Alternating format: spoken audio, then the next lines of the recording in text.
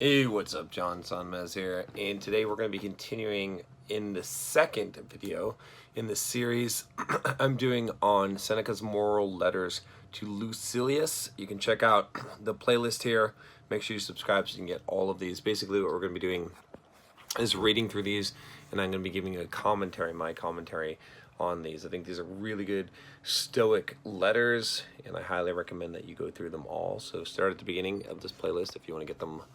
It's gonna take a while to get through all this. So this one is called on the discursiveness in reading. All right, he says, 1, judging by what you write me and by what I hear, I am forming a good opinion regarding your future. You do not run hither and thither and distract yourself by changing your abode, for such restlessness is a sign of a disordered spirit. The primary indication to my thinking of a well-ordered mind is a man's ability to remain in one place and linger in his own company. So I think this is kind of interesting, this idea that a well-ordered man's mind is the ability to remain in one place and linger in his own company. How many of us are afraid to linger in our own company, right? You could think of this as like him saying basically a well-ordered mind is one that doesn't need distractions all the time, doesn't need activity all the time, and instead can just sit in silence with himself and doesn't have to be distracted from his everyday life, right? A lot of us, we do things. We're on Facebook, we're trying to be entertained, we're watching TV, we're doing so many things because we cannot sit with ourselves and just think, right? You want to be a philosopher, you want to figure out shit, you want to get some deep wisdom in this world, sit and think, process things, process interactions with people, process what you're doing, what your thoughts are. Think about these deep concepts and be comfortable with yourself. If you're uncomfortable with yourself, it means you have issues you have to work them out. 2, be careful. However, lest this reading of many authors and books of every sort may tend to make you discursive and unsteady. You must linger among a limited number of master thinkers and digest their works if you would derive ideas which shall win firm hold in your mind. Everywhere means nowhere. When a person spends all his time in foreign travel, he ends up having many acquaintances but no friends. And the same thing must hold true of men who seek intimate acquaintance with no single author, but visit them all in hasty and hurried manner. This is something I'm guilty of from time to time, is I read a lot of books, right? Check out my playlist on all the book reviews I do. I do reviews. I read on average 2 to 3 books a week. Not always the best thing, right? A lot of times the best wisdom I get is from rereading books, right? It's important to go deep on things. I mean, that's what he's saying here. Again, the same thing with, he's comparing it to travel, right? And he's saying that, if you have you spend all your time in all these foreign travel, you have a lot of acquaintances but no friends, right? It's the same thing. To really understand someone, you have to, be in that, reading their material, consuming what they're putting out, more than just going everywhere reading the most popular business books. Not necessarily the best thing. 3, food does no good and is not assimilated into the body if it leaves the stomach as soon as it is eaten. Nothing hinders a cure so much as frequent change of medicine. No wound will heal when one salve is tried after another. A plant which is often moved can never grow strong. There is nothing so efficacious that it can be helpful while it is being shifted about.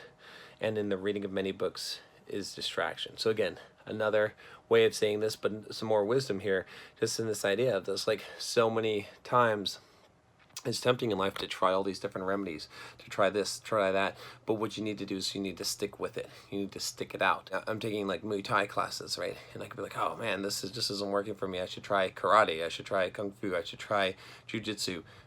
No, the answer is to stick it out, right? The same thing, a lot of you starting a business, right? Creating a blog, a YouTube channel, right? Trying all these things, trying all these solutions instead of sticking it out and going with one training long enough. Accordingly, since you cannot read all the books which you may possess, it is enough to possess only as many books as you can read. Again, how many of us have bookshelves full of books that we haven't read, right? I'm not guilty of that.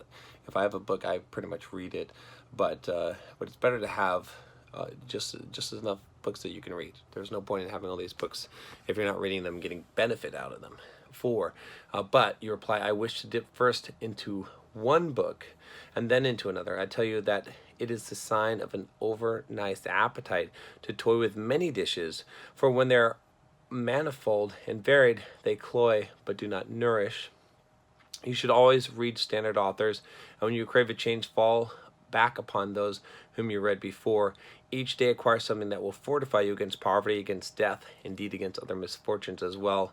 And after you have run over many thoughts, select one to be thoroughly digested that day.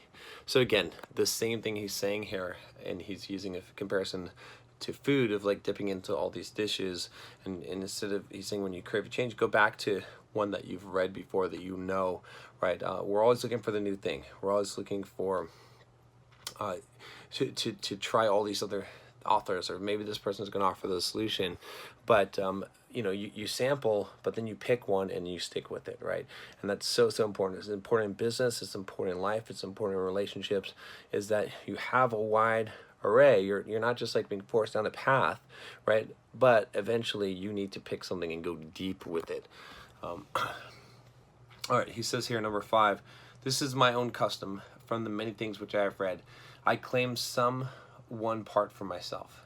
The thought for today is one which is discovered in Epicurus, for I am wont to cross over even into the enemy's camp. Not as a deserter, but as a scout. I love the fact that he like will take wisdom from people that hold different viewpoints than him on many things. He says, contented poverty is an honorable estate. Indeed, if it can be contented, it is not poverty at all. It is not the man who has too little, but the man who craves more that is poor. What does it matter how much a man has laid up in his safe or in his warehouse? How large are his flocks and how fat his dividends, if he covets his neighbor's property and reckons not his past gains, but his hopes of gains to come? Do you ask what is the proper limit to wealth? It is first to have what is necessary, and second to have what is enough. Farewell. And so basically, you know, this is something I think we talked about in the first letter. This is a concept you'll see Seneca talking about a lot, which is this idea that poverty is not having enough. It's the not having enough part. It's not an amount of wealth, right? It's all about the mindset, right? If you, you know, he's quoting, contented poverty is an honorable estate. So if you're content with what you have, you're not really in poverty. You're in a better situation than a rich person who is always craving more, who's coveting his neighbor's property, who is worrying about gains to come instead of being happy about what they already have, right? You could define all of this as an attitude of gratitude, right? That's why gratitude is so important, is because if you're contented, if you're happy with what you have, you're as rich as you could possibly be. The richest state that you could possibly be in life is one of being contented with what you have. And so if you can learn that skill, then fate and fortune have very little sway over you. And this is one of the things about being a Stoic, is this idea that you are self-sufficient, that these things are not going to control you and make your life go like this on a roller coaster, because you're stable within yourself. And in order to do that, you've got to be able to be contented with what you have, and it's a skill that you develop. And when you have more, then you'll be happy with everything that you've gained more. When you have less, you'll still be happy, right? A lot of that will also come from your inner strength of being the things that people can't take from you, which is your character, which is why it's so important to act in ways that are congruent with the principles that you believe, and to have confidence and self-esteem in yourself and self-reliance, is because then you have a strong fortitude. You have a strength within yourself that people can't take away, right? That's the thing that you care about. That's the thing that makes you rich, right? And keeps you from poverty, is that you have that strength. All right, that's all I have for you today. I'm going to run into the gym here, but make sure you click that subscribe button if you haven't already, and click the little thing to get on the playlist here.